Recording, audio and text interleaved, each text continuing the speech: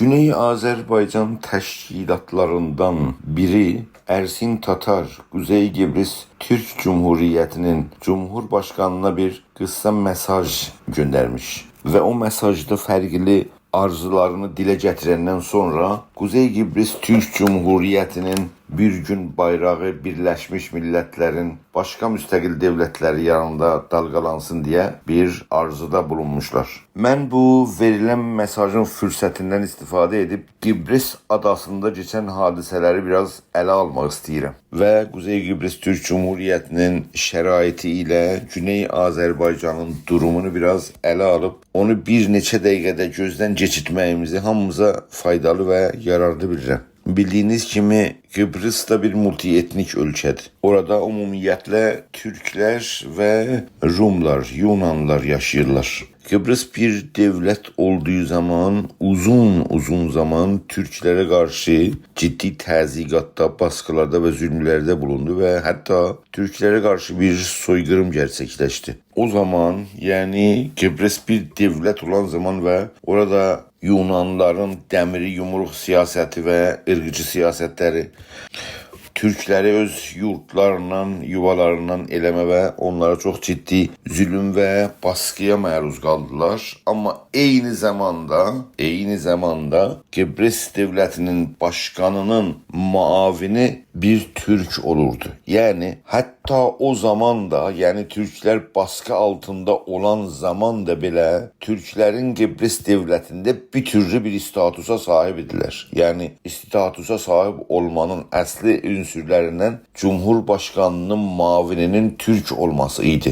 Kıbrıs'ın Cumhurbaşkanının muavininin Türk olmasına bakmayarak baskılar, təzyiqlər ve hatta soykırım Türk xalqına karşı o adada geniş vasitədə gerçekleşmiştir ve bu siyasetin devamı idi ki uzun illerden sonra 1974. ilde Türkiye devletini Türklere karşı soykırımı dayandırmaktan ötürü əskeri müdaxiləyə məcbur kaldı. Ve o tarihten beri Kıbrıs bir ölkə olarak ikiye bölündü. Rum bölgesi ve Türk bölgesi. Ve bu her ikisinde bir devlet kuruldu. Ama esasda Rum bölgesinde kurulan devlet Kıbrıs'ın resmi devleti tanındı. Ve bugün o devlet Avrupa Birliği'nin üzvlerinden biri sayılır. 1974'ten indiye kadar 50 il yani bir əsrin yarısı geçmiştir. Bu geçen 50 ilde Kıbrıs'ın Yunan bölümü dünya camiasında Birleşmiş Millet'te ölçeler yanında Kıbrıs'ın resmi devleti tanınır ve ile o devlet de bildiğiniz kimi Avrupa Birliği'nin üyeliğine kabul oldu. Ama geçen 50 ilde Kuzey Kıbrıs'ta bir devlet kuruldu. Kuzey Kıbrıs Türk Cumhuriyeti adıyla. Ama indiye kadar geçen 50 ilde yalnız Türkiye'den sonra hiçbir devlet Kuzey Kıbrıs Türk Cumhuriyeti'ni resmiyete tanımadı. Yani halen Kuzey Kıbrıs Cumhuriyeti 50 ilden beridir siyasi statusu olmayan bir devlet kimi yaşayır. Ve Türkiye'nin pulu, iktisadiyeti ve yardımıyla ayak üstədir. Çünkü dünya ölçeleri hiçbiri Kuzey Kıbrıs Türk Cumhuriyeti ile bir devlet olmamadığına göre veya resmiyete tanınmamadığına göre hiçbir əlaqə ve ilgisi Kuzey Kıbrıs Türk Cumhuriyeti ile yoktur. İndi 40 il olur ki Kuzey Kıbrıs Türk Cumhuriyeti'nin məsulları ile Rum bölümünde yaşayan devlet məsulları bu adanın siyasi cəhətdən birləşməsi üçün müzakirə və danışıq aparırlar. Bu adanın birləşməsi yalnız Rum tərəfindən değil, Türk tərəfindən də hər zaman bu adanın birləşməsi üçün çaba ve çalışma olmuştur. Ve hatta Kofi Annan zamanında müəyyən bir anlaşmaya varmış ve Kıbrıs adası bir federal devlet olarak Birleşmiş Milletler'de bir anlaşma imzalanmıştır. O anlaşmanı hem Yunan tarafı devleti imzalamış ve hem de Türk tarafı devleti o anlaşmanı imzalamış. Ve bu adanın birleşmesi için 2002'de hem Türk tarafında ve hem Rum tarafında bir referandumun ve halkın sesini eşitme nəzərə alınır və bu referendum həm Türk tərəfində və həm Rum tərəfində keçirilir. Diqqət çəkici olan bu referendumun sonuçlarıdır. Türk tərəfi referendumda ümumiyyətdə %65 adanın birləşməsinin tərəfdarı olur. Yəni mütləq bir əksəriyyətlə. Amma Rum tərəfində %76 cəmiyyət Türk bölümü ilə birləşməsinə yox dedi. Və bu referendum da o birləşməyə bir mühüm əngəl olaraq halən vəziyyətin bəlirsiz bir durumda davam etməsinə səbəb olmuşdur. İndi isə Türkiyənin bugünkü iktidarı Birləşmiş Millətlər Anlaşmasına qarşı Kuzey Kibris Türk Cumhuriyyətdə bir müstəqil dövlət kimi olmasını tələb edir. Yəni Kibris adasında iki dövlətin qurulmasının tərəfdarıdır və Ersin Tatar'ın Cumhurbaşkanı seçilməsi və ondan qabaqki Kuzey Kibris Türk Cumhuriyyətinin Cumhurbaşkanı Mustafa Akıncı'nın siyasətdən uzaqlaşdırılması Türkiyə iktidarının və AKP'nin Kibris adasında iki müstəqil dövlətin qurulması ilə direkt bağlı bir məsələdir. Burada bir ciddi sual meydandadır. Acaba 50 il Kuzey Kibris Türk Cumhuriyyəti status yaşamışsa və dünya ölkələrindən ikinci dövlət tapılmamışsa ki bu dövlət rəsmiyyəti tanısın, Kuzey Kibris'in gələcəyi və müqəddəratı gələcək 50 ildə də bəlirsiz bir durumda qalmalı və davam etməlidir. 50 ilin ərəfəsində Kuzey Kibris Türk Cumhuriyyəti rəsmiyyətə tanımayan dövlətlər hangi tarixdə Kuzey Kibris'i rəsmiyyətə tanımaq üçün gözləməliyik? Elə buna görədir ki, Birləşmiş Millətlərdə anlaşılan federal sistemi Kibris adasında ən əlverişli və o siyasəti dəstəkləmək ən uyğun bir siyasətdir. Yəni bir federal dövlətin Kibris adasında qurulmaqla Kuzey Kibris Türk Cumhuriyyətini bir yerel dövlət olaraq direkt Avropa Birliyinə daxil olmaq deməkdir. Və bu vasitə ilə Kuzey Kibris dövləti tərkibində Avropa Birliyinə daxil olur və o vasitə ilə Türkiyə Avropa Birliyində bir səs qazanır. Amma indi Kibris məsələsini bir kənara buraxanım. Kuzey Kibris Türk Cumhuriyyətinin müqəddəratını Güney Azərbaycanın durumu ilə bir qiyas edəlim. Kuzey Kibrislə Güney Azərbaycanı qiyas edəndə 1974-cü ildən öncə Türklərin zəif də olursa Kibris dövlətində bir status sahibi idilər. Yəni Cumhurbaşqanının mavini bir Türk olmalıydı. Halbuki Güney Azərbaycana gəldiyimizdə İranın tarixində geçən yüzildən danışırıq. Azərbaycan-İran siyasi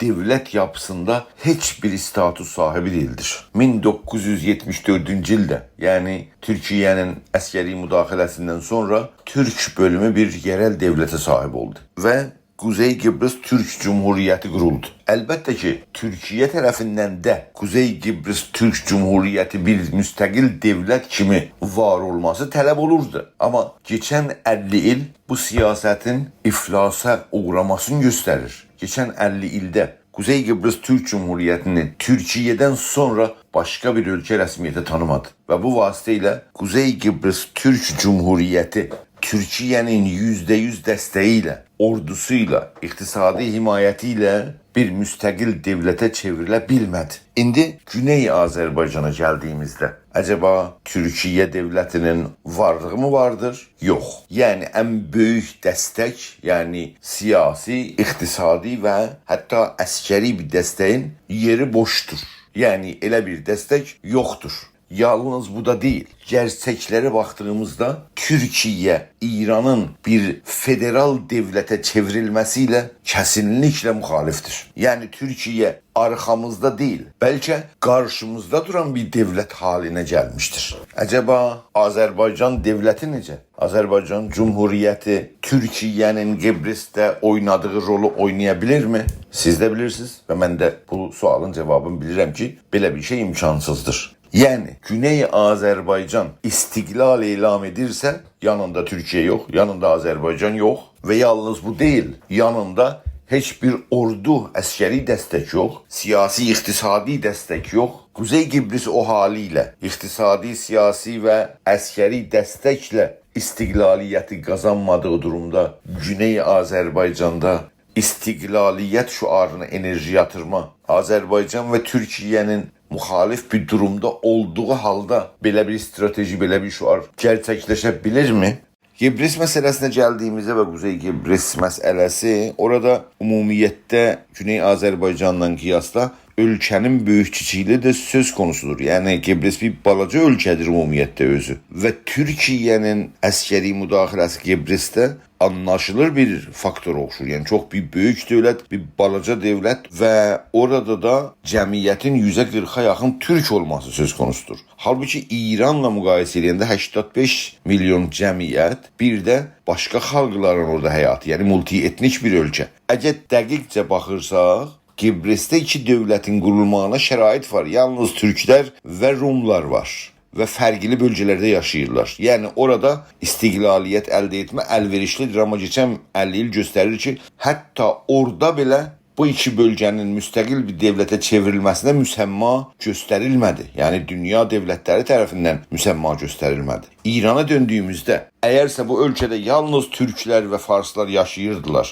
və türk bölgəsi istiqlaliyyət tələb edirdisə, onda ona düşünmək də olurdu. Amma İranda bir multietnik və kəsirülmillə ölkə olduğu üçün yalnız türklər deyil və yalnız farslar deyil, orada kürdlər, ərəblər, bəluçlar, lorlar, giləklər və fərqli kiçik qruplar var. Bu o deməkdir ki, İran kimi ölkələrdə bir milliyyətə istiqlaliyyət rəsmiyyətə tanırsa, başqa mövcud milliyyətlərə də orada istiqlaliyyət rəsmiyyətə tanınmaq lazımdır. Elə bu açıdan da, yəni İranın multietnik və kəsirmilli olmağı üçün də istiqlaliyyət məsələsi meydana gəlməsi bəlkə bölgədə geniş bir gərginliyə, çalxantıya, dəyişikliyə səbəb ola bilər. Və bu nədənlə bölgə dövlətləri və küresel güclər elə bir istiqlaliyyət tələbinin qarşısında durarlar. Yəni İranın multietnik yapısı belə o ölkədə bir millətin istiqlal almasına özü bir əngəldir. Niyə ki, əgərsə biri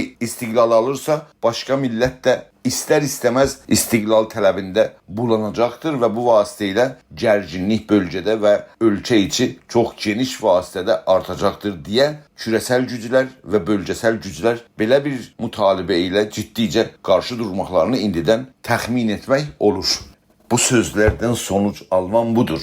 Yanlış stratejiyə, yanlış şüara, əlverişli olmayan bir proqrama əl qoydunsa, enerjini tükətmisən. Siyasi qüvvə ayrılığı yaranıb. Bu siyasi qüvvə ayrılığı İranda qaba və faşist zehniyyətin gələcəkdə bərpa edən dövlətinə gerçəkləşməsi üçün fürsət yaraldır.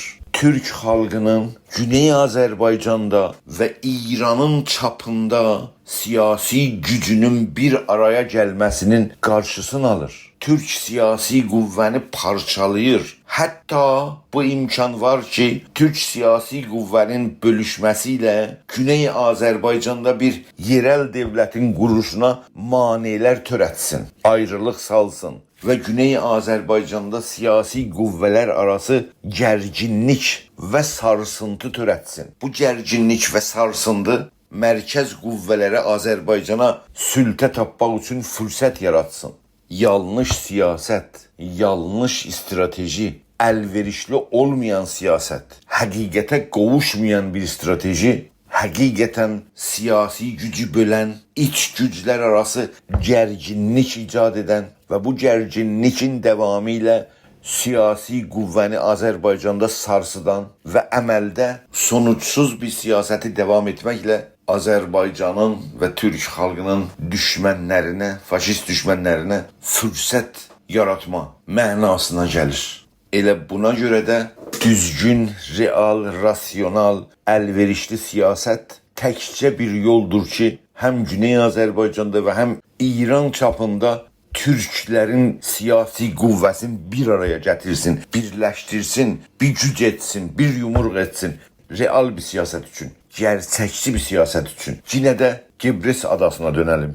Gebris adasında Birləşmiş Millətlərdə anlaşılan federal sistemin Gebrisdə gerçəkləşməsi mümkünmü? Yoxsa 50 ildə müstəqil bir dövlətin Quzey Gebrisdə qurulmasına cavab verilməyən və heç bir dövlət o dövləti rəsmiyyətə tanımayan bir halda Kuzey Kibris'te yaşayan Türk halkı amacına ve arzusuna yetişebilir. Federal bir kuruluşta hayatını devam etme ve direkt Avrupa Birliği'ne girme, yoksa istiqlal arzusu ile yine de bir 50 ili gözlemek ve Kuzey Kibris'i 100 il belirsiz bir durumda yaşamak. Siyasi, iktisadi, teknolojik açıdan dünyadan uzakta kalmak. Hangi strateji olumlu ve gerçekçidir sizce?